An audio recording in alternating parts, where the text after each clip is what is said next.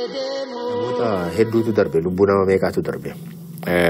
Fakkeenyaatiif Ahmed Najaash nama jedhamu nama Direedawaa tokko Oromoon keenya mana yaalaa hin arganne yoo argates dhumarratti maqumaatiif waardii kan jedhamu jira, waardii san ciisee dhumarratti hin du'e jedhanii namni quba qabus hin jiru. Maatiin isaa baatii 2 baatii 3 booda dhufanii yaamanii gaafa isaa waamanii namootatti bahee dubbise keessaa ana tokko ture. Waan na jennee ittiin nu dhabne inni eega du'eera jedhameeti baatii 2 tureera. Maatiin isaa garuu dhufanii gaafatu. Booddee gaa waan biraa gochuu sababa hin dandeenyeef inni du'eera jennee gaafatti himnu. Inni ittee obboleettiidha hin gaafattee jennaan eenyurraa dhageesse jedhanii maqaa keenya kenniteefi maaliif itti himtan jedhanii. Yoo jira ta'e namicha itti agarsiisuu dandeessu yookaan namicha wajjin wal qunnamsiisuu dandeessu. Kanaaf itti gaafatamna hin sobne jechuudha. Hin jiru taanaan immoo kan nuti jennetu dhugaadha jechuudha. Itti gaafatamas hin qabnu, gochaan keenya sirriidha. Sababii kanaatiif bifuma kana laalaa jennaan nu sodaachisanii maal jedhanii dhiisanii. Haa ta'uyyuu malee reeffi isaas biyyatti hin galle, bakka inni boqotes bakka inni itti awwaalames namni itti himes hin jiru, namni itti agarsiises hin jiru. Gaafas namicha kana Direedawaa mana isaatii dhaqanii fuudhan. Humni nageenyaa gaafa sana mana isaatii dhaqee fuudhe akkamittiin bakka fuudhetti deebisuu dadhabe, akkamittiin reeffa isaallee maatii isaatiif kennuu dadhabe.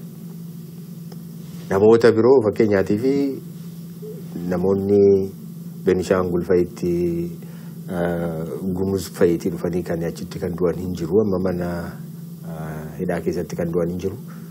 Garuu wanni beekamaan reeffi isaanii manatti geggeeffama. Amma Asoosaatti yookaan Gumuzitti kan geessan hin beekna. Haa ta'uyyuu malee Ahmed Najaash as manni Direedawaa ta'eetoo jiru.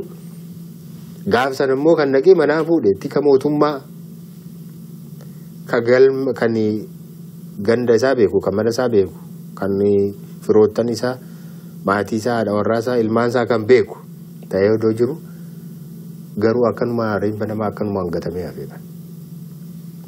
Reeffa Oromoo waan ta'eef jechuudha. Achi keessallee kana jirti beektee qoodiinsa haga kanaatu jira. Ulfina uummata haga kana guddatu, uummata haga kana baay'atu, ulfinni kennuuf haga kanadha. Haga reeffa isaallee baasanii gatan jechuudha. Kanaaf wanna hedduutu jira akkaataan itti namni keenya qabamu achi keessatti, akkaataan itti ilaalamu, carraan niman san keessatti qabu kan hundumtuu qabsoo kana caalaatti daran finiinsuun kan nurra jiru ta'uu isaati kan sitti agarsiisu. Lubee Guddinaa Tumsaa sirna mootummaa Dargii keessatti ajjeefamanii du'i isaanii otoo maatii isaaniitti hin himamin erga mootummaan kun dhufee booda kan mootummaan kun ifa taasise. Gaafa mootummaan kun darbu Oromoon seenaa akkasii hedduu dhaga'uuf deema jechuudha. Guddinaa Tumsaa sirna mootummaa Dargii keessatti ajjeefamanii du'i isaanii otoo maatii isaaniitti hin himamin erga mootummaan kun dhufee booda kan mootummaan kun ifa taasise. Gaafa mootummaan kun darbu Oromoon seenaa akkasii hedduu dhaga'uuf deema jechuudha. Ka Dargii suni barri yeroo san ture, ideolojiin yeroo san ture, sooshaalizimiin sun jechuudha. Kasii mormu yookaan kan diina ta'e waliin wajjin hojjechuu yookaan immoo waliin ta'anii mari'achuu, waliin dudubbachuu, gara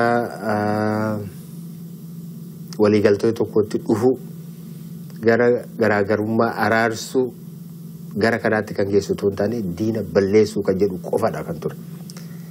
Yookaanis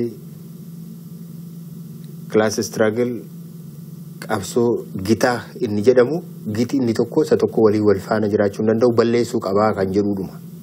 Kanaatiif ideoloojii isaaniitti kan akka gochisiisu nama hoo ajjeesee hoo balleessee ideoloojiin wayita sana ittiin geggeeffamaa turudha.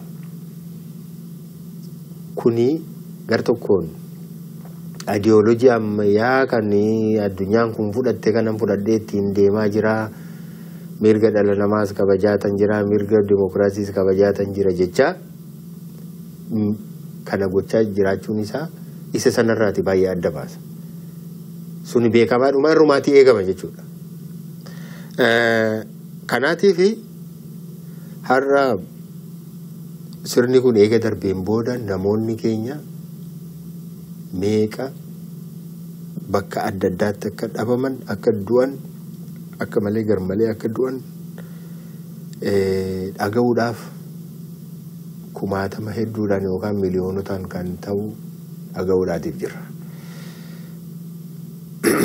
Ammallee ganda gandattillee aanaattillee godinattillee akka biyyaattillee kun ragaan isaa qindaa'ee kan taa'uun irra jiru. Namoonni sirna kana keessa badan, namoonni manaa bahanii hin deebiin hafan, namoonni mana hidhaa keessatti wareegaman, namoonni utuu biyyaa bahuu yaalanii biyya alagaa keessatti awwaalamanii hafan galaanni nyaate kun hundumtuu seenaadhaaf galmaa'ee taa'uu qaba. Kun immoo namarratti gadoo bahuudhaaf yookaanis immoo isa tokko isa kaleessa nama miidhaa ture sana deebisanii bor miidhuudhaaf osoo hin taane kuni qaama seenaa keenyaa ta'uu qaba. Qaama seenaa addunyaati kun. Qaama sirni hamaan tokko dhala namaa irratti raawwatudha kun. Kanaatiif galmaa'ee taa'uu qaba. Ammallee taanaan namoonni keenya ka baratan, ka beekan, kan qorachuu danda'an galmee kana sirriitti qindeessanii guyyaa isaatiif yeroo isaa wajjiniin qindeessanii kaa'achuu qabu jedhee yaada. Gaafa barbaachisaa ta'e bifa qindaa'een bifa seenaatiin barreessinee kan kaawwannu ta'a. Ilmaan keenyattis ka dabarsinu ta'a jechuudha. Karaa kana gaaffiin hin jiru. Mootummaan kuni mootummoota hundumaa caalaa Oromoo baay'inaadhaan kan hidheedha, kan ajjeeseedha, kan biyyaa baaseedha, kan dararreedha. Kun garuu qabatamaadhaan aanaatii gandaatii jalqabee sirriitti galmaa'ee kan taa'uu qabudha. Oromoonni bakka hundumaa jiran kanarratti qooda fudhachuun barbaachisaadha. Dhuunfaadhaan isa ta'u, gartuudhaan isa ta'u, akka dhaabaatti isa ta'u kana qindeessanii taa'uun isaan irraatii eegama. Yoo waa biraa gochuu dadhaban kanallee gochuun irraatii eegama. Namoota keenya namoota baratan irraatii keessumaati jechuudha. Qabiyyeen hidhamtootaa Qaallittiif Zuwaay lamaanuu mana hidhaati. Mee haalli isin Qaallittiitti keessa turtaniif Zuwaayitti keessa turtan maal fakkaata ture? Adda addummaa qabaa? Qaallittii fi Zuwaay adda addummaa guddaa qaba. Adda addummaa guddaa inni qabu bakka lamaanuu Oromoo irra dhiibbaan jiraatu malee kan akka Qaallittii ija baasee Oromoo jibbaan ilaalu, Oromoo adda baasee rakkoodhaaf saaxilu, kan hordofu, kan dantaa inni argachuun irra jiru hundumaa dhabsiisu hin jiru. Kan akka Qaallittii hin jiru jechuudha. Fakkeenyaatiif koreewwan adda addaa keessatti koreen mana bulchu jira, koreen mooraa bulchu jira, koreen kan fayyaa jira, kan hawaasaa jira, kan barnootaa jira, kan maalii jira. Tajaajila adda addaa kanneen kennan jiru, daldalli xixiqqaan adda addaa jiru. Kanneen guutummaa keessatti Qaallittii keessatti Oromoon akka qooda hin fudhanne irratti hojjetaniiru. Fakkeenyaatiif mana bashannanaa yookaan mana achi keessatti tajaajila buna shaayii fa'aa waan adda addaa fa'aa kan kennu jira. dorgomaniiti namoonni kan fudhatanii. Yeroo tokko Oromoonni dorgomanii fudhatanii haa ta'uyyuu malee hin danda'amu jedhamee irra deebi'amee akka ilaalamu ta'e. Maaliif isaan fudhachuu hin qabanii? Seerri bahee shororkeessitoonni fudhachuu danda'amu jedhameera jedhani. Tajaajila achi keessaa nyaata mootummaan dhiyeessuurraan kan hafe waan hundumaarraa of qusatan. Gaafa sanaan ammoo deebi'anii qarshiin immoo isaan bira jira, baay'inni isaan bira jira. Kan itti gurguramu isaanii, kan saamamu isaanii. Isaaniin immoo saamuu barbaadu. Kanaatiif booddee bifa jaarsummaanis, bifa sosodaachisuunis, abaluufaa qindeessaa maalfaa jedhanii namoota tokko fuudhanii zoonii tokko fuudhanii iddoo biraatti jijjiiranii akka qabsoon isaanii akka laaffatu godhan. Haa ta'uyyuu malee mirga isaaniitiif baay'ee falmatanii jiran.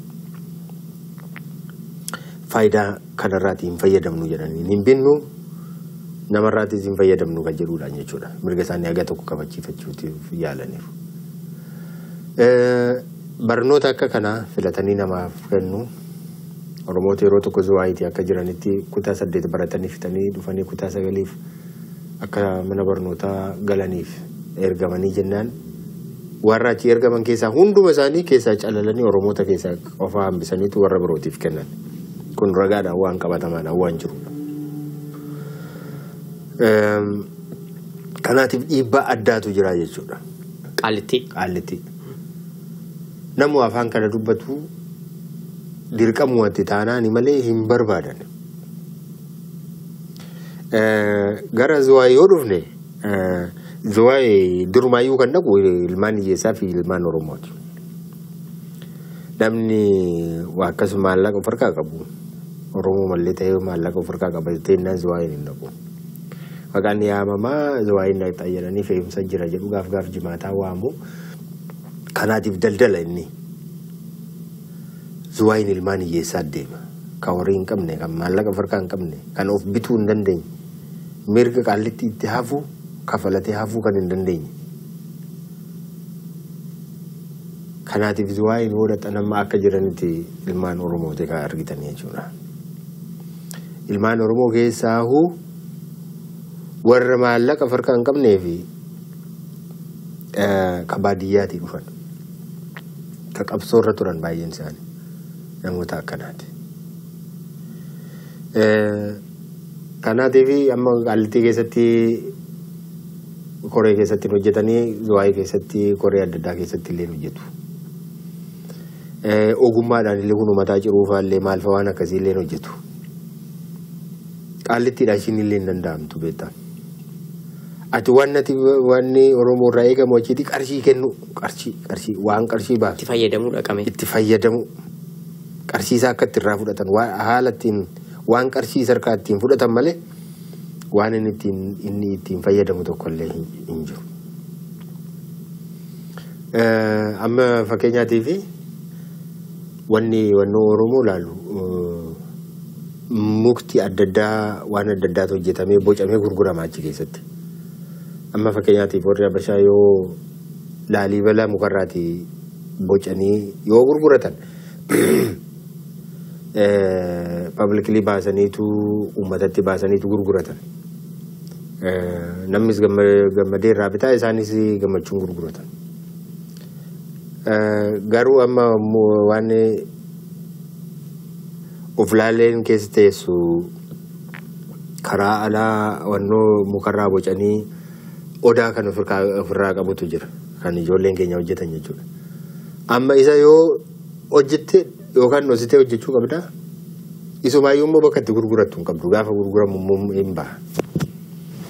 Odaa sana irratti arganii jennaan rakkoo biraa. Yookaan maappiin Oromiyaa irratti argamee jennaan yookaan waanumti Oromoo calaqqisiisu achirratti argamee jennaan hin danda'amu. Kanaatiif innani apartaayidumatu jira. Bifuma isaa jijjiirratee of danda'eetuma jira apartaayidiin biyya kana keessatti. Qoodiinsi sirriidhumatti jira. Faasiladesiin yookaan Laalibalaa bocanii yoo gurguran rakkoo hin qabu. Odaa yookaan galma Oromoo bocanii yoo gurguran garuu rakkoo qaba.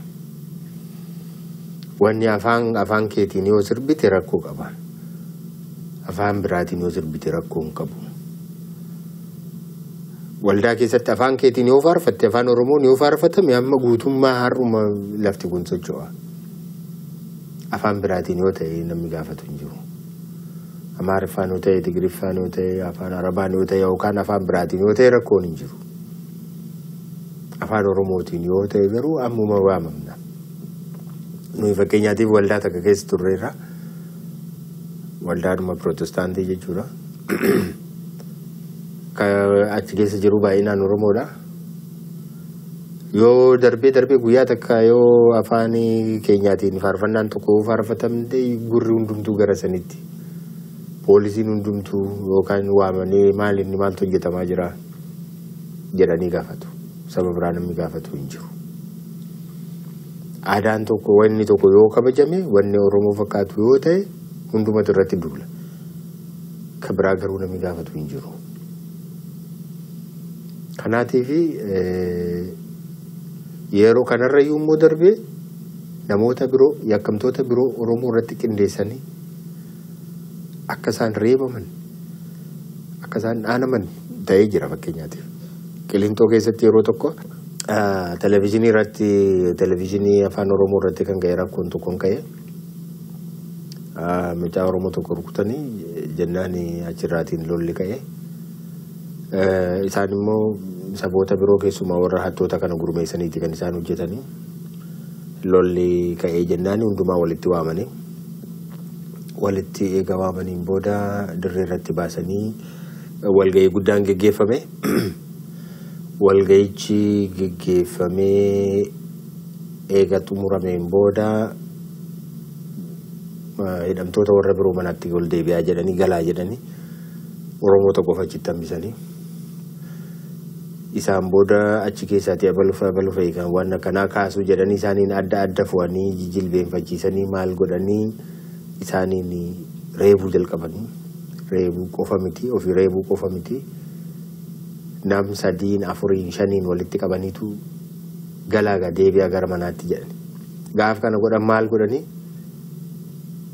achitti warri isaan duraanii isaanii waliin wal lolan warri isaan irratti gurmeessan sibiila kana feerroo kana qabatanii ulee qabatanii waan caccabaa kana qaruuraa caccabaa kana waan adda addaa kana qabatanii isattiin muka tolchatanii kana ittiin waraanan kanallee meeshaa ittiin nama waraanan kanallee qabatanii dhakaa baadhatanii duriyyee irratti gurmeessaniitu nama 4, 5 gadi lakkisaniif. Gaafa namni Oromoon namni 5, namni 6 sun gaafa isaan dhaqanii achi gahanii hamni sun hundumtuu isaan irratti duula. Iddoo meeqa waraanamanii akka malee reebamanii akka malee rukutamanii akka malee miidhamanii akka isaan gamtaadhaan hin lolleef immoo dabareedhaan murnaan kukkutanii gallakkisaniif isaaniin immoo qophaawaa eeggadhaa jedhanii. Akka kanaatti miidhaan hagamii ga'e dhiigii hagamii dhangala'ee lafeen meeqa caccabe mana yaalaatti waan ittiin geessanii istreecharii illee yookaan gaafatanii jennaan istreecharii hin qabnu jedhanii dhorkatan. Eessa dhorkatanii jennaan immoo ansoolaa irra bulan kana fuudhanii muka gurguddaa 2 fidanii isarratti hidhaniitu ansoolaa irra kaa'anii mana yaalaatti geessan. Warri xiqqoo of danda'an jechuudha. Gaafa geessanii warri mataan dhodhoofame kana mataarraa haadaatii fidaa jedhan.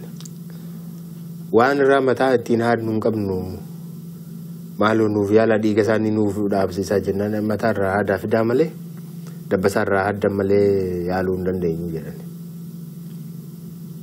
Akka kanaatti yaala tokkollee otoo hin argatin namni hammi sun jechuudha.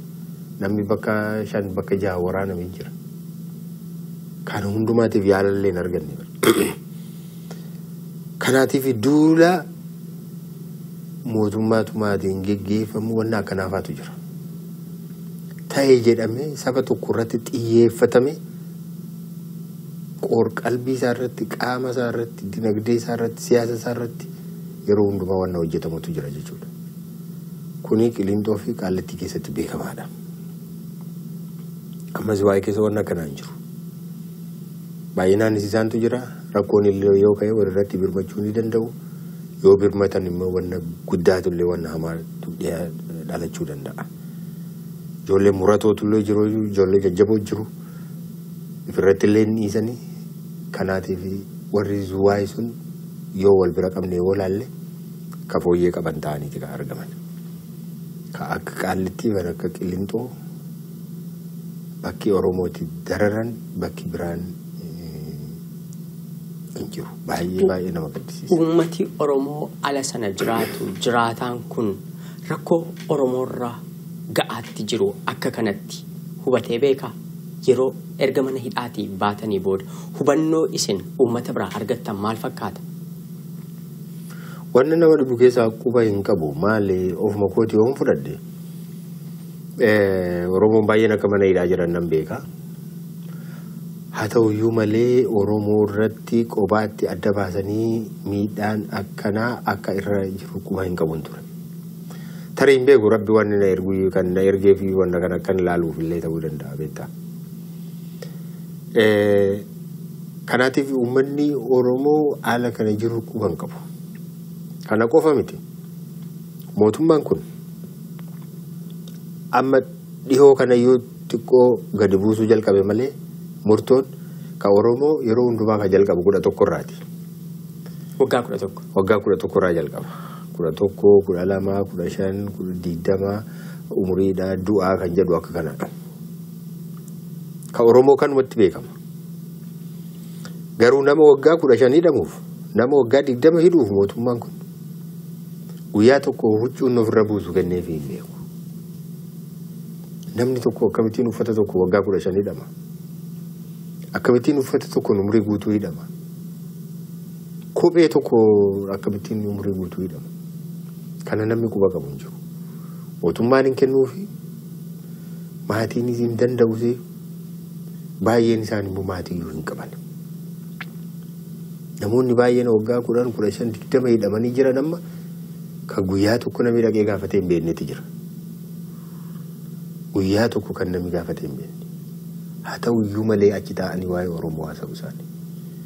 Oromoo hamma kana isaan gate, hamma kana isaan hin quba hin qabne waa'ee saba sanaa dubbatu achi keessa taa'anii. Waa'ee saba sanaa falmu achi keessa taa'anii.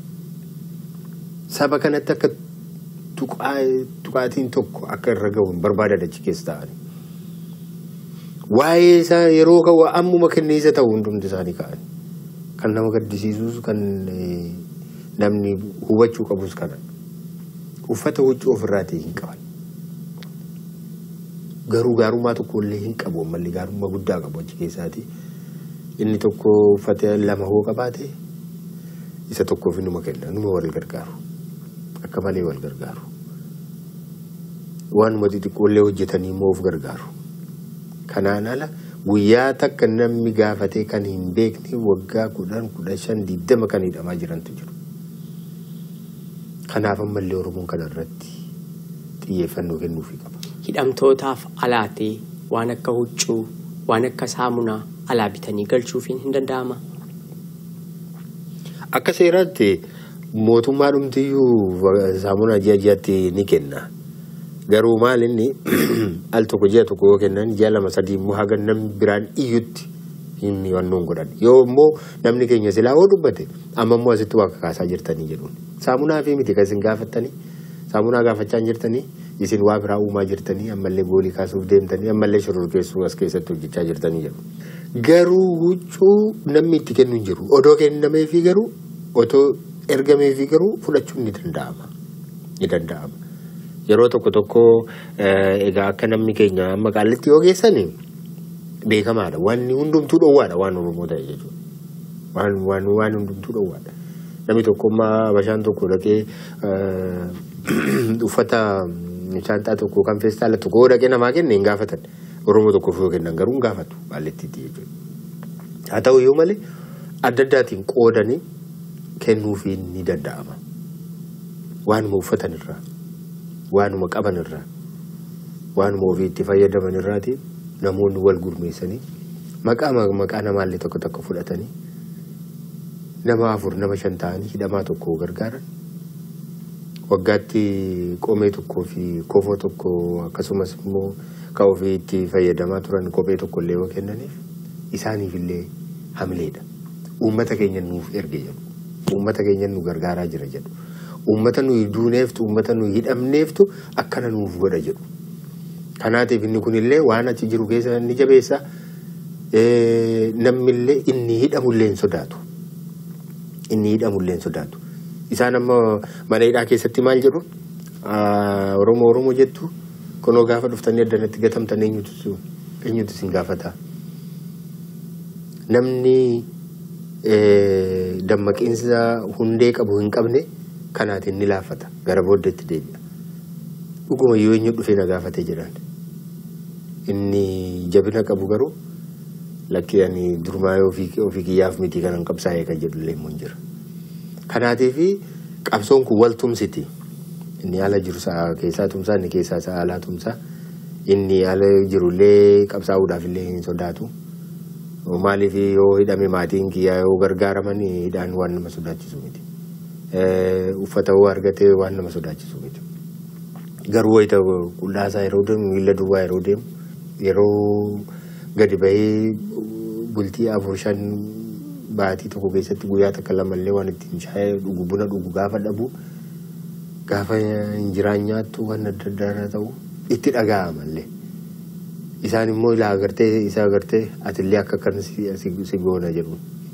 Isa ala jirullee isaatiin sodaachisu. Kanaatiif walirratti waliif birmachuun wal gargaaruun barbaachisaadha. Maqaama Oromoota kana achi keessa hidhaa kana jiran kana keessa gaggaafatanii nama 2 ta'anii nama 3 ta'anii nama tokko gargaaran uffannoo kennineef rakkoon qabu. Yoo bal'ate isaan dhiphisanii uffatu. Ogummaa immoo baay'ee qabu. Haala ittiin waa bal'ifatan illee hin beeku. Yoo wanna tokkoof ta'uu dide waan biraaf illee akkaataa oolfatan illee hin qabu isaan hin beeku. Jireenyi waan baay'ee isaan barsiifteetti. Rakkoo waan baay'ee keessa isaan dabarsitee jirti. Kanaatiif wanni guddaan nuyi isaanii waliin jiraachuu keenya itti himuu qofaadha. Jabaadhaan ullee isiniif jirra. Isin immoo nuuf jabaadhaa yeroo jettan hamleedha isaaniif illee. Achi keessatti illee tokkummaa isaanii cimsuudhaaf illee ni gargaara. Ormillee akka isaan keessa hin galle wanna tokkotiin dantaa tokko as qabee tokko achi qabee isaaniin illee akka addaan hin baafneef illee ni gargaara. Kanaatiif Oromoon kanarratti too gargaaree too birmatee fi odoo haala isaan keessa jiran makuma dhahee gaaf tokko dhaqee akkam jirtu nagaa jirtu akkana jedhanii odoo gaafatanii illee gaarii natti fakkaata. Egaa isin erga hidhamtanii booda akkan hubadhutti hojii dhaabdanii hidhamtanii haati warraa keessanis booda nammoo hojiirraa ari'amanii ijoollee 4 qabdu. Haalli jireenya maatii keessanii wayita isin waggaa 4 mana hidhaatti dabarsitan keessatti maal fakkaata ture? Anaan wanni Oromoo baay'ee irra ga'e narra hin geenye jechuu nan danda'a. Maaliif hin geenye kan jedhu wannoo mataa isaa qaba.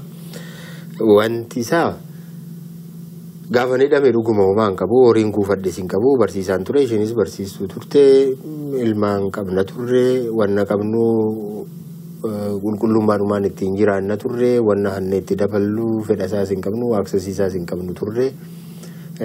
Kana sababii ta'eef homaa lafaan qabnu turre, dhuguma naaneeti turre. Haa ta'uyyuu malee nama baay'eetu nuuf birmate jechuun danda'a. Dhuguma namoonni nu beekanis namoonni nu hin beeknes namoonni baay'ee maatii keenya dubbisaniiru. Bilbilaan hin dubbisu, qaamaan hin dubbisu, kan maallaqa illee kan erganiif turaniiru. Carraa kanatti fayyadamee namoota kana galateeffachuun barbaada. Hamilee maatii keenya baay'ee eeganii akka isaan hin gaabbine, akka isaan hin gaddine, akka isaan booddeetti hin deebine, qorqalbiidhaan akka isaan hin miidhamne illee taasisee jira. Anaan illee bakka hin turetti jabina guddaa naaf ta'ee jira. Kanaatiif uummata keenya baay'een galateeffadha. Namoota baay'een as biyya kana keessa jiraatanis, Ameerikaa keessa jiraatanis, Awurooppaa jiranis, barattoota dur waliin baradhe, kan akkanumaan maqaama qofaatiin kan na beekani, miidiyaa qofaarraan kan beekani, dhimma kana qofarratti amananii maatii keenya wajjin nama baay'eetu dhaabbate. Kanaatiif ani aga gaafa bayeetti karaa dinagdee wanna tokko rakkoon narra hin geenye. Mana ijoollee koo nama barsiisu sponsorii nama godhee nan argadhee akkuma hidhameen itti gaafatama isaa nama fudhatetu jira. Waan dabtara isaaniif maal isaaniif namatti gaafatama fudhatetu jira. Kanaatiif uummanni keenya dhugaamatti akka ana bira dhaabbate yoo ta'u namoota biroo bira dhaabbateeti attam qabsoo kana gara fuulduraatti deemsisuun ni danda'ama ture. Kanaatiif ani dhugaa isaa yoo dubbadhee fi rakkoon narra ga'e karaa kana rakkoon narra ga'e hin jiru.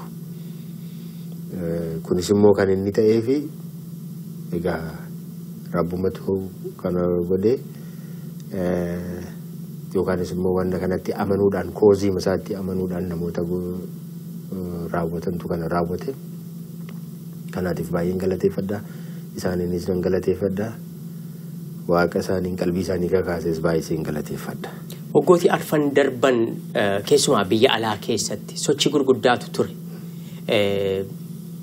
Hiriira gurguddaan waggaatti yoo xiqqaate 2-3 maqaa keessaniif maqaa obbo Olbaanaatiin State Department mana marii mootummaa Ameerikaatiif White House duratti ni ba'ama ture. Dhiibbaalee hawaasni Oromoo biyya alaa keessaati mootummaa Ameerikaa irratti geggeessu. Mana hidhaa keessa teessanii odeeffannoo qabdu turtanii warri isinidhan isa kan akkamiin isinii ibsu turan? Isaan nuuf hin ibsanii haa ta'uyyuu malee odeeffannoo numa qabna turre. Wanni alatti maxxanfamu achi keessa mana hidhaa san keessatti numa galaa. Bifuma adda addaatiin nama biraaf hin galaa. Nummoo isaanumarraatii nu goone arganna. Akkuma nama kontiroobaandii galchuutti numa gala. Waan hundumtuun gala achi wanni Itoophiyaa keessa jiru achi keessas numa jira numa gala jechuudha. Wanti barbaachisu tokkoffaa maallaqaa nama wajjin wal beekuu barbaada numa gala ture numa danda'ama ture. Kanaatiif quba qabna galata guddaas qabna kanaatiif. Wayita kana hojjetan amshuur anaaf jedhanii miti. Maaliif qabsoodhuma uummata kanaatiif jechadha. Bilisummaa uummata kanaatiif jechadha. Namatu immoo akkuma simboliitti yookaan akkuma mallattoo wayiitti nama itti fayyadama malee ka'umsisaa wanni guddaan isaa nama dhuunfaatiif miti. Qabsoo saba kana maadheeffate. Qabsoo uummata kana maadheeffatedha. Kanaatiif sadarkaa kanarra gahamu isaatiif waliigaltee fi tumsa akkanaatiin wal bira dhaabbachuu danda'u isaatiif uummata kana baay'een galateeffadha. Qabsoon isaas bilchina argachaa tokkummaan isaa kunis jabaachaa deemuu isaa ta'uu isaati kan na agarsiisu. Isaaniin illee immoo kan naasisu kanadha. Odoo akka kana wal bira dhaabbachuu dandeenye haga kana gabrummaan nurra illee hin tutturtuu turte. Kanaatiif amma wanni jalqabame kun baay'ee kan nama onnachiisuudha kan nama jabeessuudha. Ammallee cimee itti fufuu qaba. Haga namni keenya hundumtuu mana hidhaatii bahutti yookaan haga namni keenya hundumtuu wal faana mana hidhaa deemutti wanni kun itti fufuu qaba. Kunillee kallattii qabsoo keessaatii tokkodha. Yoo hunda baasuu dadhabne hundi hidhamuu qabna. Haa ijaarratan isaanis mana ijaarrachuu danda'an mana nama miliyoona 10-15 gawaa ijaarratan hundi keenya wal faana deemuu qabna. Seeking imprisonment kun biyyoota biroo keessattis yaalamee jira. Kanaatiif bu'aa argisiisee jira. Manni hidhaa waan sodaatanis hin jiru. Hundumti keenya yookaan wal faana hiikamu yookaan wal faana hidhamuun tiif Oromoon qophaa'uu qaba gara fuulduraatiif illee jechuudha. Obbo Baqqalaa waggaa 4 guutuun isinirra hin jiraatu ture. Erga waggaa 8 irraati isinii hanqatee booda waggaa 4 utuu hin guutin hiikamuu kan maltan waggaa tokko isinitti dabalamee yookiin immoo kan bu'aa dantaa addaa kan isin argachuu maltan utuu isinii hin laatamin hafeera. akka seera mana hidhaatti immoo wanti silaati ilaalamuu qabu sun namoota hidhamtoota amala badaatiifiti hin ilaalamu malee hidhamtoonni amalli isaanii ilaalamee yeroon hangi ta'e tokko irraa cabaaf ture. Isin amalaan mana hidhaa keessatti isin dhorkatammoo Oromummaa? Egaa kuni qaamuma dhiibbaa Oromoo irra jiru sila dubbachaa turre san keessaati itti lakkaa'ama. Ana qofa miti shartii kana yookaan nama kiroo kan dhowwatame. Ammallee nama hedduutu jiru. Kana durallee turaniiru. Akka seera biyya kanaatti namni tokko wanna itti murtaa'e keessaati 4 keessaa 3 keessaati tokko xumuratee jennaan ni hiikama kan jedhu seeruma sanatti jira. Seerri sunillee immoo akkamittiin akka hojiirra oolfamullee sirriidhumatti bahee jira. Haa ta'u malee kun hojiirra Oromoodhaatii fi seerri hundumtuu yoo irratti hojjeta malee Oromootiif hin hojjetu, mirga Oromootiif hin hojjetu. Namni biraan shartii dhabu hin jiru yookaan nama kiroo kan dhabu hin jiru. Oromoo wayita ta'u garuu gaafa ati shartiidhaan xumuruudhaaf gaafate kaatu waamanii si gaafatan dhiifama gaafadhu wanna jedhutu jira. Dhiifama gaafadhu gaafa jedhani qabsoon hagammaatti geggeesse kun dogoggora ture akka jechuuti. Balleessaan qabaa jechuudha. Namoonni kana jedhanii fudhachuu danda'an namoonni tokko tokko yoo akkanumatti wayita ilaalan illee yoo baay'ee rakkoo hin fiduu jedhanii kan ilaalan akkanuma illee hin gadhiisu toon gaafatin illee. Garuu namoota yoo bahan rakkoo fiduun rakkoo nutti fiduu danda'u yookaan immoo nu yoo qabanne nuuf caalaatti nu fayyaduu danda'u uummata kana cabsuudhaaf illee nu gargaaraa jedhanii namoota yaadan. Haala kanaan itti dhiyaataniitu akka isaan dhiifatama gaafatanii bahan yookaanis immoo gaafa bahan isaanii waliin akka hojjetanii fi akka waadaa galan ni gaafatu. Anama fakkeenyaatii fi dhugaasaa hoo dubbanne anaan nan gaafanne dhiifama gaafadhusii akkas godhisii naan hin jenne. Garuu karuma adda addaa na gaafatu keessa koo keessa yoon bahee maal hojjechuu akkan barbaadu beeku. Baraniiru jechuudha. Odoo ani akkan baheen siyaasa kanatti ittiin deebi'u yookaan biyya alaatti baqadhee jiraadhaa yookaan immoo biyyuma kana keessa yoo hin jiraadhe iyyuu lammata siyaasatti hin deebi'u jedhee odoo akka kanatti odoo na beekanii gaafsaniif na lakkisoon turan. Garuu akkan siyaasatti deebi'u odoo isaan nan gaafatanii isanis itti himaatan ture. Ani haga gaafa uummanni koo mirga isaa deebi'ee gonfatuutti biyya isaa keessatti abbaa biyyaa ta'utti abbaa dinagdee isaa ta'utti hiree ofiisaatii haga gaafa murteeffachuu danda'utti qabsoo kana al tokkotti seeneera. Kanaatiif yookaan galmi kun dhugoomuudha kan qabsoo kana na dhiisisu yookaanis immoo ani addunyaa kanarra darbuudha kan qabsoo kana na dhiisisu jechuudha. Kana waan beekaniifi shartii sana na dhowwatan yeroon itti bahu sunis immoo yeroo gaarii hin turre akkuma argitan yeroo filannoo ture. Odoo isa dura ture irraa ta'e immoo filannoo sanaafiyyuu xinnoo ishee maaltu beeka kan kanarra waa fooyya'usi wanna tokko haga humna kootiitti waa hojjechuun hin danda'an ture. Kanaaf kana sababa beekaniifiti akkan achi turuu barbaadanii jechuudha. Ammallee namoota baay'eetu jiru achi keessa. Namoota kan horkataman kanan maqaa dha'uu danda'u ammallee hin jiru. Kanaan duras kan dhowwatamanii kan bahan jiru. Dhowwatamanii waggaa 7 silaati waggaa 5-4 wayyaa kana eega xumurataniin booda bahuun kan irra ture. Garuu waggaa 2 fi walakkaa olitti dabalamee waggaa 7 hidhamanii kan bahan hin jiru. Kanaatiif anarratti waan haaraa jalqabamee miti kun sistemaatikiidhuma Oromoo hundumaatiif kan hojjetudha. Isaan akka poolisiitti kan isaan hordofanidha. Fixanii baata waggaa 3 fi 7 guutummaadhuma isaan xumuradhee bayan. Erga baatanii booda ba'uu keessan dhageenyee maatii wajjin erga wal argine booda ammoo deebi'ee rakkoo addaatu uumame jedhan. Maaltu uumame? yeroo sana akkuma dubbadde eeganii bahee jedheetiin booda ol na deebisanii akkanii wanna adda bahu akka jirudha kan natti himame. Garuu wanni adda bahu hin turre iddoo biraatti geessanii yaadni isiin gaafasillee anaatiif ifaadha. Ifaan sun maalinni akkanatti fakkaatutti akkuma siyaasa kanatti hin deebinee fi iddoo tokkotti na waamanii sirriimatti na akeekkachiisanii na sodaachisanii na doorsisanii ganna lakkisuu ture. Haalli sun immoo waa'ee keessatti mijataan turre. Kanaaf iddoo biraatti na geessuuf turanii iddoo biraa sana immoo na geessanii ammas na bulchuu ta'a. Yoo na bulchan immoo miidiyaan addunyaan kun waan baay'eetti hordofaa jira sababii ta'eetii fi dhiibbaa irratti fidullee hin qaba. Kana kanumaaf jedhaniitu na bulchuus barbaadanii akkanumaan ganna lakkisuus immoo jibbanii karaa marratti xiqqoo na sodaachisanii maal godhanii akkanii haala hin taaneen yookaan haala namni na simachuu hin dandeenyeen haala isaanii uummata duratti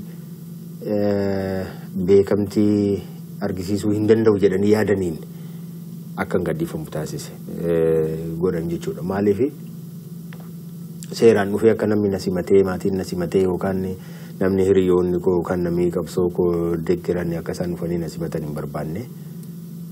Akkuma nama hattuu tokkooti bakkuma tokkoon ga'anii akkan deemu bakka namnis nan beeknetti bakka namnis nan agarretti akkanumaatiin unceremoniously gara mana kootiitti maatii kootiitti akkan deebi'uudha kan isaan yaadanii kan isaan raawwatanis kanumadha. Moojoo irratti singatan? Moojoo irratti nan lakkisan. Moojootti akkamiin deebitanii galtan moo maatiitu dhufe? Maatiin dhufanii silumaayyuu galaa jennaan galaa turanii deebi'anii immoo gara mana ga'uu ga'anii turan isaanii ol deebi'anii na simatanii anis immoo bakka tokko taa'ee dhuman eegee dhufanii isaanii waliin wal fudhannee galle jechuudha. Egaa utuu hin hidhamin dura dorgommii irratti dhiyaattanii turtanii duula filannoos geggeessaa turtanii paartii keessan keessatti akka gaariitti hirmaachaa turtanii hamilee uummataa beektu. Erga waggaa 3 baatii 7 mana hidhaatti dabarsitanii baatanii booda hamilee uummataa inni kanaan dura tureef inni isin itti baatan maal fakkaata ture akka walii galaatti? Hamileen uummataa baay'ee ol ka'aa ture, baay'ee jabaa ture. Wanni akkanaa siyaasni agartee gara lamaan yaati. Yoo tokko jabaate isa tokko jabeessa. Uummanni kun bifa kanaatiin jabaatee taa'uun isaa anaanis hamilee kun akka kaase. Anis immoo jabaadhee qabsoo kanatti deebi'ee makamuudhaaf murteessuun koo uummata kanas immoo deebisee hamilee isaanii kakaase. Karaatiif gara lamaaniin wal tumsee gartee anillee jabina uummata kanaatti yookaanis immoo fedha uummati kun qabutti nan gammade. Sababii kanaatiif qaamaan keessa bu'ee uummata kana jajjabeessee qabsoo kana haga tokko gara fuulduraatti tarkaanfachiisuudhaaf baay'ee na kakaase. Isaanillee namni haga kana dararamaa ture, rakkataa ture, mana hidhaa keessa ture, hidhaa kanarraati sodaatee booddeetti deebi'e jedhanii otoo yaadanii anis immoo gara fuulduraatti ba'ee qabsoo kanaan itti fufu ta'uusaa wayita arganii baay'ee onnatan. Kanaatiif gara lachuunuu gaarii ture. Haalli uummata kana keessa jiru ammallee daran kan nama jajjabeessuudha. Yoo irratti hojjetamee fi amma yeroon wanti waan yeroon isaa ga'e caalaa wanni humna qabu hin jiru kan jedhamutu jira. Waan yeroon isaa ga'e humni jala dhaabbachuu danda'u hin jiru. Amma anaan akkanatti fakkaatutti bu'aan immoo Oromoo kun filannoo darbe kana keessatti gama filata injifatamne yookaan injifatamtanii akkas ta'ee faayidaa maalii qabaa namoonni jedhan hin jiru. Garuu waa'een Oromoo kun waan yeroon isaa ga'edha. Waan yeroon isaa ga'edha. Wanti yeroon isaa ga'e immoo eenyullee dura dhaabbachuu kan danda'u miti. Filannoo amma darbee kana miti kan ilaalamu. Waan filannoon kun dhiisee deeme. Jabinaan ni uumee deeme. Hubannaan ni uumee deeme. Tokkummaan uummata kana keessatti ijaaree deeme waa hedduu gara fuulduraatti kan tarkaanfachiisuu fi yoomillee taanaan wanna jijjiirama guddaa takka ka fiduu danda'u ta'eeti kana laaluun. Kana sababii ta'eetiif sochii uummata keenyaatti nan gammada. Baay'een itti jajjabaadha. Abdii sirraan qaba. Gara fuulduraattis waliin hojjechuudhaaf immoo baay'ee tan barbaada. Utuu hidhaarraa hin dandammatin, utuu seeraan maatii keessan waliin illee hin boqotin, akkuma mana hidhaatii baatan wanti isin eeggate duula filannooti. Duula filannoof immoo uummata kakaasuudhaaf kallattii adda addaatiin deemtan. Achirrattis deebitanii mootummaan poolisiidhaan humna federaalaatiin baay'ee isin aaneera. Keessumaa Beddellee irratti. Mee wanta Beddellee irratti ta'e nutti himaa. Egaa yeroo sana ibsameera. Dulli filannoo mootummaanis karaa isaa geggeeffachaa ture. Nus immoo karooruma keenyaan geggeeffachaa turre. Akka tasaa ta'e Beddellee irratti karoora wal fakkaatutu bahee nuyi gara mattuu deemaa turre. Isaan immoo Beddellee keessatti wal ga'uu qabu turanii uummata karaa irratti kakaafnee dhumatti gara mattuutti deemna ka jedhu ture sagantaan keenya. Gaafa achi geenyu karaalee baay'ee cuccufanii alaabaa OPDO kun alaabaa mootummaa Oromiyaa bulchaa jiru kun bakka hundumaatti fannifamee jira. Poolisiin magaalattii akkuma jirutti keessa qubatee jira. Kanaaf karaalee baay'ee nu duraa cuccufanii akka nuyi sochii keenya daangessinu taasisan. Kun immoo ittumaan immoo fedha keenya baay'ee dabalee uummata kana argachuu qabna. Yeroon isaa yeroo filannoo gara dhumaatti dhiyaachaa dhufeedha. Dulli filannoo gara dhumaatti dhiyaachaa dhufeedha. Sababii kanaatiif carraa irra deebinee argachuu hin qabnu. Carraa argametti fayyadamuun nurra ture. Kanaatiif uummata haga kana bahee moo argachuu nuuf carraadha. Kanatti fayyadamna jennee karaa nu wayyaman qofa irratti daangeffamne haga uummanni bahutti eeggachaa turre. Uummanni ministeera muummichaa wajjiniin walgahii geggeeffataa ture. Waamamee baadiyyaadhaa dhufeera. Bakka hundumaatti qotee bulaa keessaa hawaasa bakka adda addaatti ijaaraman hundumaa keessaatii walitti qabamanii ministeera muummichaa wajjiniin haasawaa turaniiru. Haa ta'u malee uummanni suni walgahii sana gaafa achiitu muratee bahuu sagalee guddistuuma keenyaatiin eenyummaa keenya gaafa nuti ibsuu jalqabnu inni uummati isaanii waliin ture sun akkuma jirutti garagalee gara keenya dhufe. Isaaniin ittiin jiraachuuf barbaannaa, maallaqaaf barbaannaa, faayidaaf barbaannaa, isiniin eenyummaa keenyaaf barbaannaa, bilisummaa keenyaaf barbaannaa, ulfina keenyaaf isin barbaannaa, ulfina saba keenyaaf lafa keenyaaf isin barbaannaa kan jedhuudhaan dhufan nu bira. Inni dhufanii alaabaa keenya qabatanii mallattoo keenya fudhatanii nu naanna'anii hin taphatanii hin sirbanii dhaadannoo adda addaa dhageessisiisanii booddee mootummaa kun hin aarse. Kan baasii meeqatti baasee waame mootummaadha. Kan durgoo kafalee fi hojjetaa mootummaas ayyamsiisee maal godhee waan meeqa godhee kan fide mootummaadha. Garuu immoo uummanni sarkaa isaan waliin nyaachaa turanii qarshii irraa fudhatanii deeman kun akka kanatti garagalanii gaafa keenya gaafa dhufan baay'eetti aarse. Hin aarse sababii aarsee fi warruma kana godhe irratti tarkaanfii fudhachuu qabnaa kan jedhu waan murteessan natti fakkaata. Kanaaf maal godhanii karaa duraan nu dhorkatanii kanarra hin darbinaa nuun jedhan san keessa amma walga'iin xumurameera. Asiinis karaa feetan bahuu dandeessu nuun jedhanii nu galchan keessa nu galchan. Bakka keessummoonni sun jiran bakka waraanni jiru achi keessa nu galchan. Seenuu dandeessu seenaa nuun jedhani karaa nutti agarsiisanii jechuudha konkolaataa keenya. Gaafa nuti itti seennu seennee dadammaqsaa uummata kakaasaatti dudubbachaa sagalee guddisuudhaan itti haasaa afaan Oromootiinis afaan Amaaraatiinis itti dudubbachaa gaafa achi bakka tokko geenye gaafa achi ol deebinu karaa kutaniitu nu eeganii maaliif asirra dhuftanii nuun jedhan. Isinitu nu hayyamnaan dhufne asii isinitu seenaa nuun jennaan seenne kanaatiif nuti homaa balleessaa hin qabnu jennaan nuti isiniin hayyamnee jedhan. Bu'ee jedhan shufeeraan. Shufeera maal godhee shufeera nutu qacaratee fudhatee deemaa jira. Inni hojjetaadha. Ka ajaju nuyi ka fuudhee deemu nuyi. Nuun gaafadhu malee shufeera maal gaafanna. Ayi shufeeruma kana bu'uu qabaa jedhe. Ayi shufeerri hin bu'u as keessaatii jennaan achirratti wanna adda addaa ka'ee gurbaa dargaggeessi takka nu waliin tureera. Isaa waliin poolisiin tokko wal qabatanii isa reebanii rurrukutanii gaafa isaa rurrukutanii ani immoo wannoodhaan inni moobaayiliidhaan inni waraabuudhaaf yaale jennaan moobaayilii koo harkaa fudhatanii yookaan moobaayilii kee kenninaan jedhanii hin kennuun jedhee sababii kanaatiif egaa dubbii ka'e irratti nuunis xiqqoo waan miidhama adda addaa nurraan ga'anii ana caalaayyuu immoo warra biroo namoota naa wajjin turuu akka malee reeban.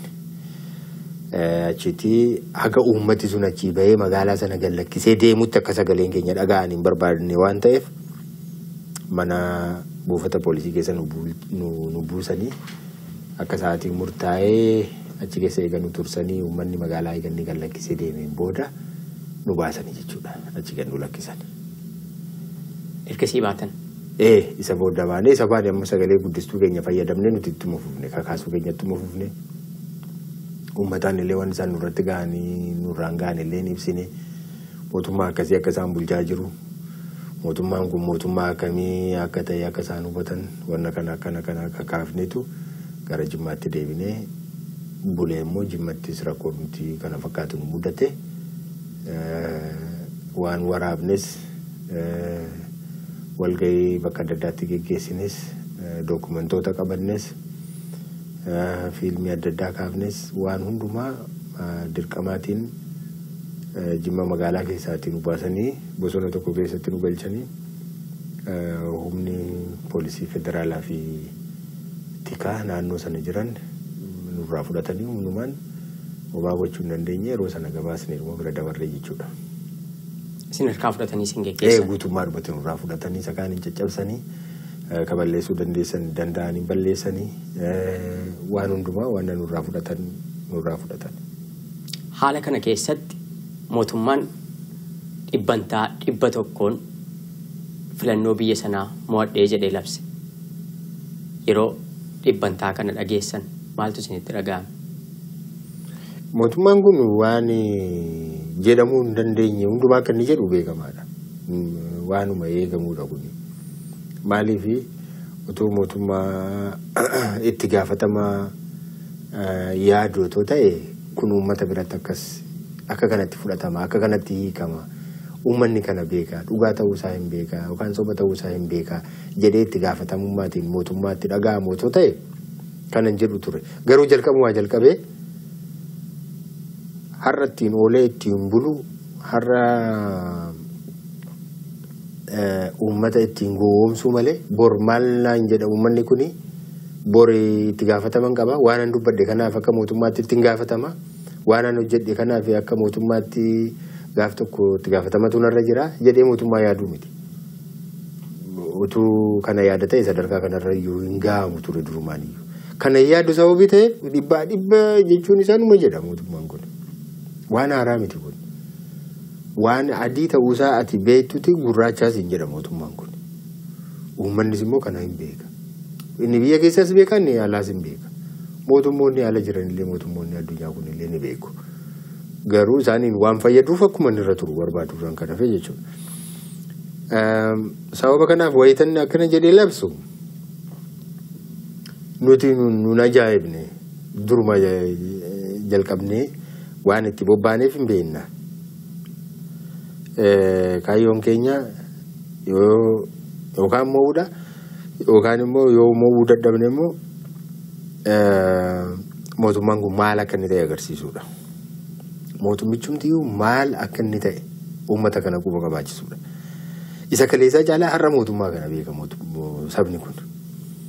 Mootummaa akkamii akka inni ta'e kaleessa caalaa har'a namni tokko itti himuu hin barbaachisu. Ifatti baasanii agarsiisuudha jechuudha. Akkuma amma dhullaan qaama namaa keessa yoo jiraatte baqaqsanii wannoo godhanii aduu rukuchiisanii qilleensa rukuchiisanii akka inni wannoo godhu dura nus kan nuti agarsiisuu barbaanne mootummaan kun mootummaa akkamii akka inni ta'e akka uummati kun banee saaqee ilaaluudha. Amma ilaaluu danda'eera, arguu danda'eera. Kana egaa mootummaan si bulchuu jennee itti agarsiisuudha. Kana argeera uummanni kun. Keessumaa filannoo sana mootummaan dhibbatti mo'achuusaa erga labseen booda qaamoti rifatan hedduu turan maaliif jennaan biyya sirna dimokiraasiitiin bultu keessatti filannoon dhibbaan mo'adhe jechuun waanuma dhaga'ames baratamee hin beeknedha. Mootummaan sun kanaan dura 99 qabxii 6 mo'adhe inni jedhu iyyuu akka qoosaatti afoola ta'e haasa'ama ture. Amma immoo ishee hafteetti dabalee dhibbaan mo'adheedha. Isa kana namoonni baay'een akkasumas qaamonni baay'een mootummaan sun dhibbatti akka biyya sana keessatti filannoodhaan bu'uu hin dandeenyeef qabsoon karaa nagaa geggeeffamu bu'aa tokkoyyuu buusuu akka hin dandeenye kan mirkaneessuudha. Kanaaf kana booda mootummaan sun qabsoo karaa nagaaf beekannooyyuu hin laatu jedhu. Gama biraan immoo isin immoo biyya sana keessatti qabsoo karaa nagaatu furmaata jettanii socho'aatti jirtu. Kanneen immoo filannooma keessatti iyyuu dorgomuun mootummaa sanaaf dimokiraatawaa dheedhee beekannoo laachuufiidha jedhanis jiru. Yaadota kana sadan obbo Baqqalaan akkamiin araarsanii ilaalu? Egaa filannoo keessatti kan seenamuu fi yoo danda'ame aangoo siyaasaa qabachuuf. Yoo hin danda'amu ta'e mootummaa dhumti sun mootummaa dhumti biyya bulchu suni hir'ina ofii ilaalee uummata isaa akka gaariitti akka bulchuuf yookaan hir'ina isaa sana akka guuttachuudhaaf. Yookaan mootummaan kun tasumayyuu kan si ta'u miti kana laalii hiika biraa itti barbaadadhu jedhanii uummata kana ittiin agarsiisuudhaafis waan mootummaan sun fakkaatu agarsiisuudhaafis keessatti qooda fudhachuun barbaachisaadha. Kanarra yommuu darbee mootummaan kun kan kufuu danda'uudha moo hin dandeenyedha? Qaamni jabina isaatii fi laafinni isaatii immoo karaa kamiidha jedhanii ilaaluudhaaf iyyuu kana keessattis qooda fudhachuun barbaachisaadha. Nuyi kana keessatti waa hundumaa keessatti xiinxala mataa keenyaatti qabna. Tokkoffaa mootummaan kun kan kufuu ta'uu danda'u ta'uusaa argineerra. Ifin karaa biraa otoo hin taane karaa qabsoo hidhannoo yookaan lolaan otoo hin taane karaa dhuma qabsoo kanaatiin karaa qabsoo karaa nagaatiin matuma isaa kan kufuu danda'u ta'uusaa agarreerra. Faranjiin testing the water jettu nusi wannoosaa amma laga gaafa ce'uuf ka'an bishaan kun guddaa moo xiqqaadha jedhanii lafa tuttumataniitu uleedhaan hagam akka inni gad fagoo ta'e ilaalanii darbuumi. Keessa tuttumannee ilaallee agarreerra amma haga mootummaan kun ga'u jechuudha. Mootummaan kun haga namni ilaalu kanaa miti. Kan mo'amuu danda'u ta'uusaa argineera. Salphaadhumatti mootummaan kun bakka hundumaatti taajjabdoota ciccimoo qofa yoo kaa'atan mo'uun akka danda'amu argineera. Waa biraa dhiisi. Taajjabdootuma gurguramuu hin dandeenye kan mirga uummata isaanii dabarsanii hin kennine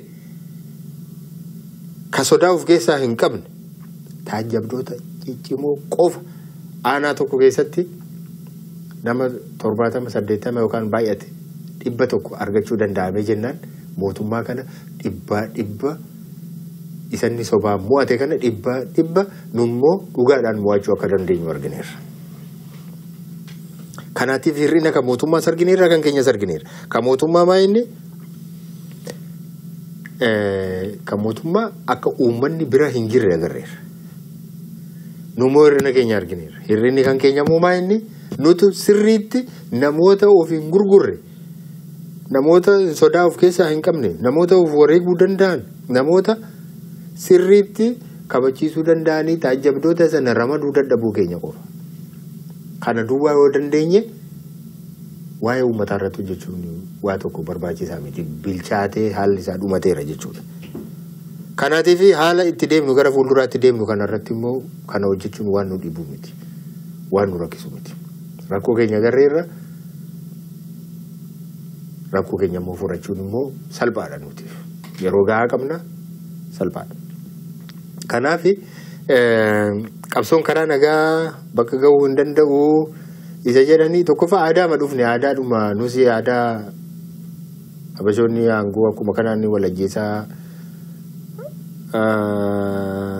ilmaan isaanillee meeshaan isa ta'u summiidhaan illee ta'u ajjeesaa walajjeesaa obbolaan illee walajjeesaa aangoo walirraa fudhachaa dhufan.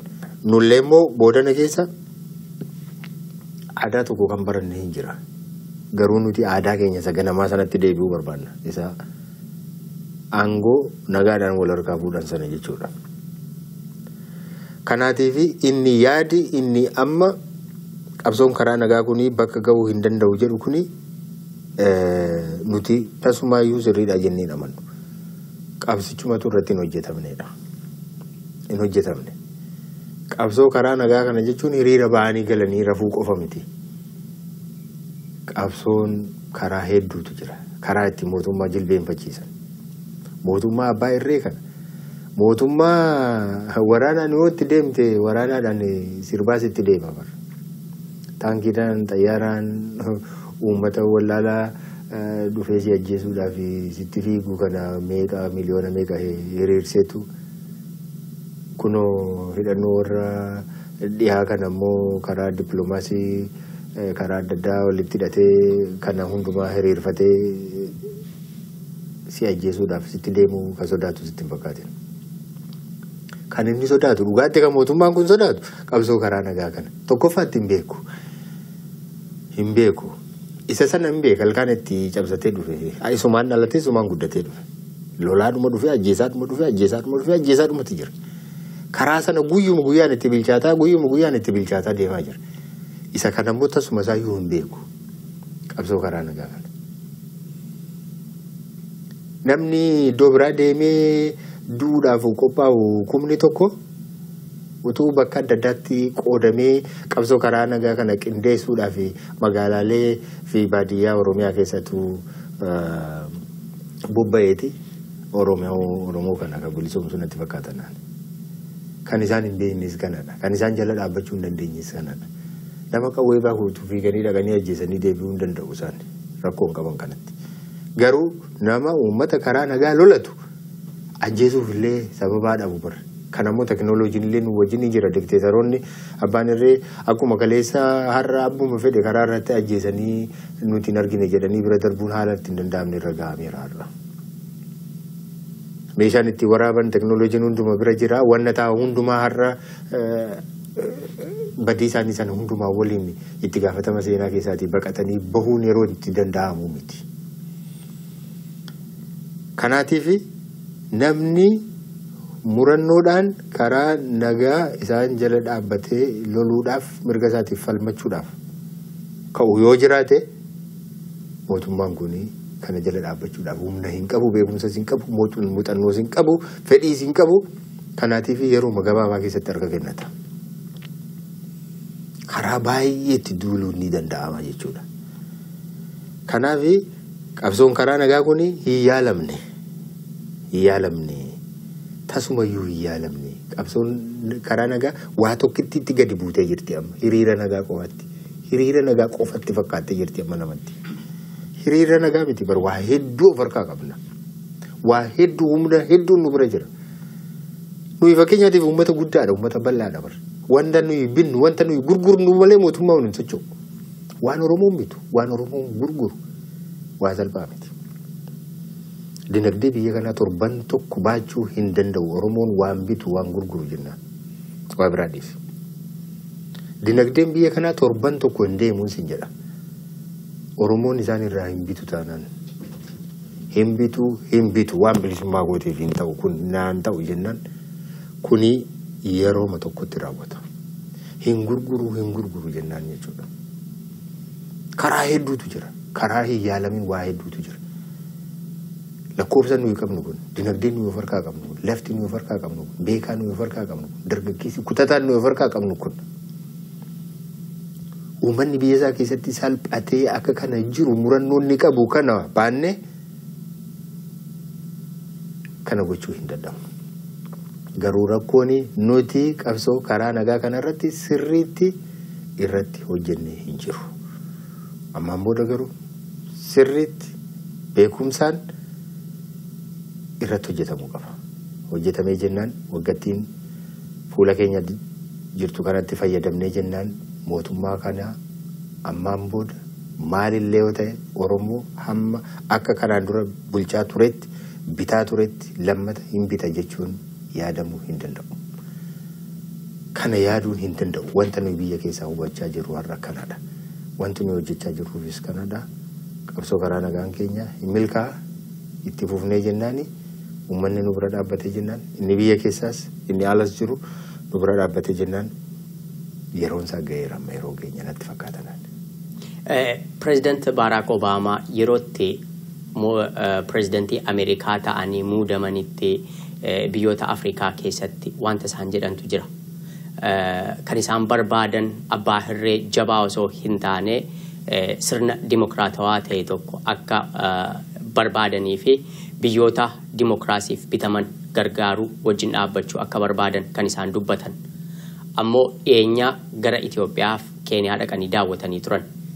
Wayita daawwatanitti kan isaan jedhan mootummaan sun harka dhibbaan filannoo geggeeffame sana mo'atuu isaa dhugaa ba'an. Harka gama biraan immoo gamtaa Afrikaa irratti mootummoonni Afrikaa aangoo gadhiisuu akka irra jiruuf aangoon bara baraaf kan dhala namaaf kenname akka hin taane kan isaan dubbatan. Jechoonni isaanii kun wal faallessa ture. Gama kan biraan mootummaan Ameerikaa qabsoo hidhannoo biyyoota morman keessaati ishee jalqabaati qabsoo hidhannoo akka shororkeessummaatti ilaalu. Wayita gara Itoophiyaatti dhufanitti qaamolee mirga namoomaaf falmanii fi akkasumas Freedom House-in dabalatee qaamoti miidiyaaleen addunyaa hedduun akka isaan paartilee mormituu dubbisaniif akkasumas gaazexeessota biyya keessaa dubbisaniif dhiibbaa irratti uumaa turan. Obaamaan wayita biyya dhaqanitti kana hundaa utuu hin godhin deebi'anii mootummaa sanaaf beekannoo laatanii deebi'anii galan. Haala kana keessatti egereen Afrikaa keessumaa immoo kan Itoophiyaa gara kamitti deema jettanii yaaddu? Uummanni Itoophiyaa yookaan uummanni Oromoo mirgi isaa kabajamee fi dhiisee fi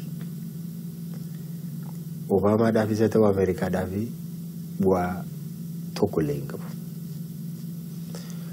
Yookaanis dhimma itti hin qabanne jechuudha.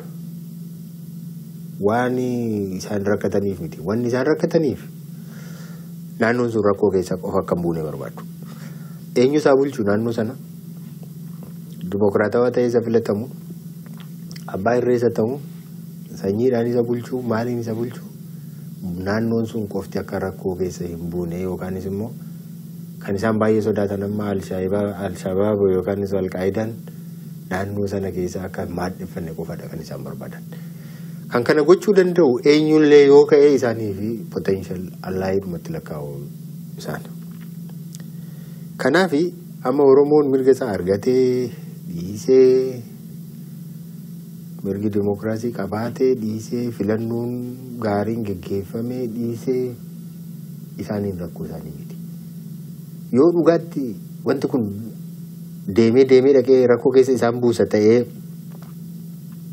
gara waraana waliiniitti yookaanis immoo jeeqamaatti deemee biyyattiin akka diigamtu ta'ee yookaanis immoo wanni isaan sodaatan sun Al-Shabaabii fi Al-Qaa'idaan deebisanii iddoo sana keessatti maadheffatanii achitti wal horuu danda'u jedhanii yoo yaadan qofate keessa seenu.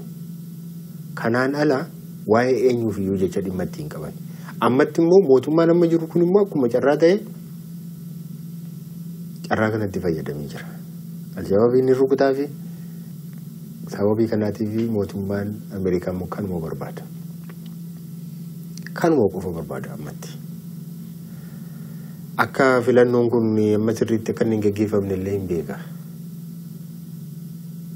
Itti dabalee mootummaan Ameerikaa yoomiyyuu taanaan nama aangoo qabaatee gara fuulduraatti dhufu duwwaadha kan isheen recognize goote beekamtii kennitee fi kan isheen gargaarsa kennitu. ati mirga koota akkas ta'ee har'as gabaasaadhaan har'as hiriiraan har'as boo'ichaan kanuma gabaasta taanaan dhimma ittiin qaban isaan dhiibbaa irraan ga'uu danda'uu qabdaati. Akka humnaatti ba'uu qabda. Humna cimaa dhufaa jiru isa kana dhiifne isa kana yoo qabanne wayya kan isaan gaafa san akka isaan jedhanii fi ijaarsa keetii taatee kaatee hooggansa keetii kaatee adeemsa keetii waan ittiin deemtuun hundumaatiin jabaachaa dhufee nama ilaalcha Ameerikaa keessa galu ta'uu qabna. Nullee akka Oromootti amma mirgi keenya tuqameef dhiifameef miidhamneef miidhamuu dhiifneen miti kan Ameerikaan recognitionii nuu kennu. Yoo nuyi akka humnaatti cabsnee baaneedha. Akka humnaatti mootummaa kanarratti dhiibbaa gochuu yoo nuyi dandeenyedha. Kan ammoo numatu godha nama biraa miti. Gargaarsa eenyu yoo nu barbaachisu. Namni genuinely nu gargaaru hin jiru waan ta'eetiif. Namni faayidaa isaa irraati ala bilisa ta'ee nu gargaaru hin jiru waan ta'eetiif. Namni akka keenya ta'ee nu miidhamaa jiru hin jiru waan ta'eetiif. Eenyus yoo nu gargaare waan nu gargaare sanaatiif immoo boru waan nurraa fudhachuun waan irra jiruuf eenyurraallee waa tokko neenyu. Kan nuyi eegnu ofii keenyaa fi saba keenya dandeettii keenya beekumsa keenya nama keenya qofaadha. Kanaatiif wal ijaarree sirriitti hooggansa jabaa tokko qabaanne beektota keenya immoo poolisii dhaabni cimaan tokko ittiin bahuu danda'u. Dhaabni Ameerikaan kun dhaaba amanamaadha yookaan sodaachisaadha jettee amantu tokko yookaan biyyi lafaa amanu tokko ijaaruu akka dandeenyutti beektota keenyallee nu gargaarullee irra jira. Abbootiin qabeenyaa keenyallee abbaa qabeenyaa har'a of harkaa qabanii akka ta'aniif abbaa biyya isaanii akka ta'aniif kana caalaatti duroomanii kana caalaatti biyya isaaniis misoomsanii saba isaaniis gargaaruu akka danda'aniif isaanillee kana bira dhaabbachuu qabu. Salphina sun har'a keessa jirrudha kan nu yaachisu. Salphina namni dhalli namaa baatee hin teenyedha kan nuti baannee taa'aa jiru. Namni miliyoona 40-50 ta'u akka kanatti bitame murna xiqqoodhaan bitame sarbame yeroo hundumaa akkas taane jedhee boo'icha deemu salphinaadha nuuf akka uummataatti. Kana ofirraa deebisuu danda'uu qabna. Kan ofirraa deebifnu akka isaan qawween nama lolan nama ajjeesan otoo hin taane humna baay'ee qabna ofirraa deebisuudhaaf.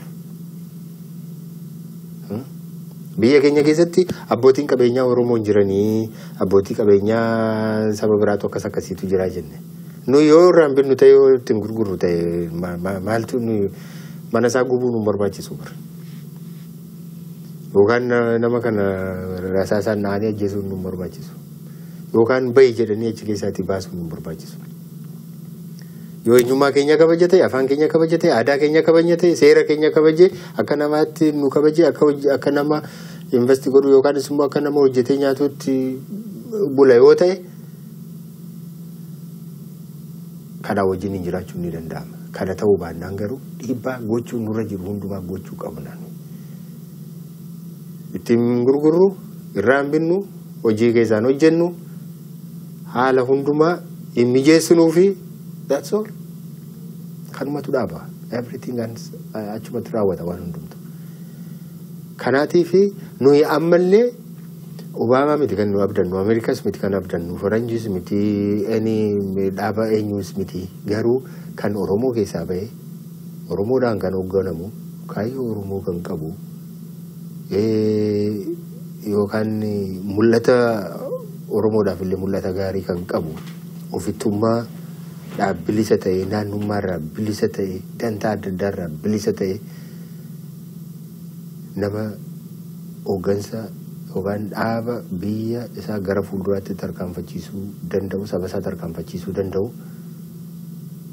suutuma suutaan ijaarree baasuun nurraatii eegama. Har'a dhaaba baay'ee qabaachuu dandeenya. Rakkinan qabu Oromoon dhaaba 20-30 yoo qabaate akka baay'ina isaatiitti.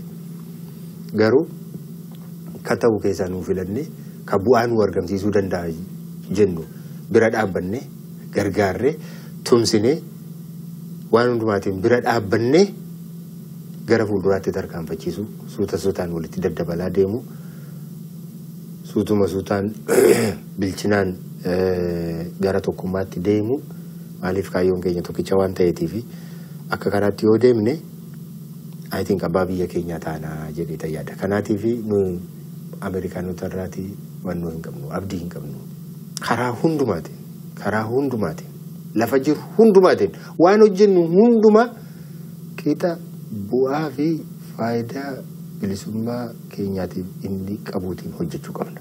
Saantima baafnu tokkosaa bilisummaa keenyaaf qoodanni qabu ilaalle waan binnu abbaarraa binnu abbaatti gurgurruuti kaafne hunduma isaa kun bilisummaa kootiif maal na fayyada hammam yoon kana baasuu baadhe hooyi yoon dhiise hooyi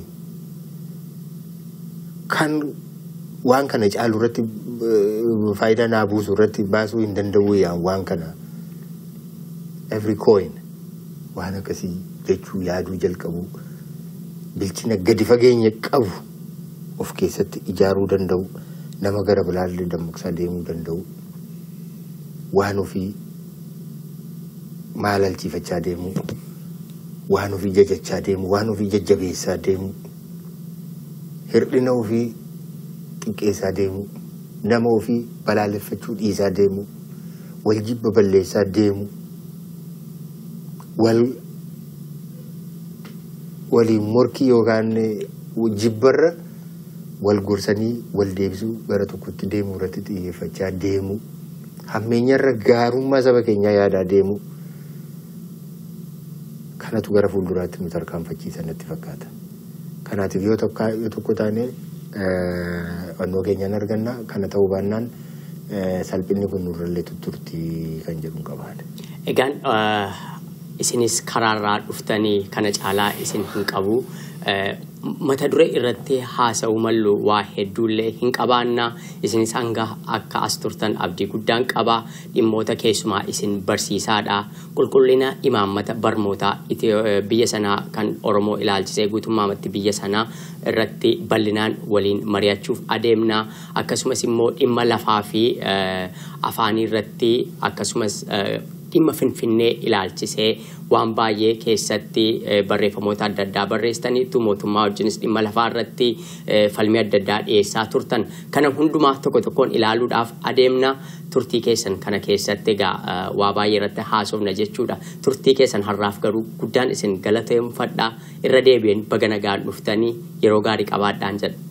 Fayyaa ta'eetillee galatoomii ammanas jirutti waan yeroo isin naaf hirtanitti hundumaatti ani yaadan qabu isiniin ga'uudhaaf yookaan isinii wajjiniin marii geggeessuudhaaf ani yoomiyyuu taanaan qophaa'aadha. Kanaatiif isinis immoo naaf yeroo keessaniif baay'een isin galateeffadha. Fayyaa ta'a galatooma. Egaan kan nu daawwachaa jirtan daawwattoota keenyaa turtiin keenya obbo Baqqalaa Garbaa waliin taasisnee kan hagammaa ture har'a kan argamnu Washington DC hoteela isaan qubatanittidha. Bal'inaan garuu gara Minisootaatti deemnee istuudiyoo keenya keessaatti yeroo gaarii qabaannee dhimmoota adda addaa ijoo isinis barumsa irraa argattu jennee amannu irratti gaaffiif deebii adda addaa isiniif dhiyeessuuf adeemna. Isinis kanneen nu caqasaatti jirtan kan nu daawwattan gaaffilee qabdan akkasumas immoo obbo Baqqalaa Garbaatiif gaaffii qabdan yoo jiraate gama Feesbuukii keenyaa yookaan immoo gama marsaa imeelii keenyaatiin akkasiin gaaffii keessan gama keenyatti ergitaniif isin gaafanna Minisootaa irraatii obbo Baqqalaa qabannee hanga yeroo lammaffaaf isinitti deebinutti turtii gaariin isiniif hawwa ani Abdii Fiixeeti Washington DC irraa.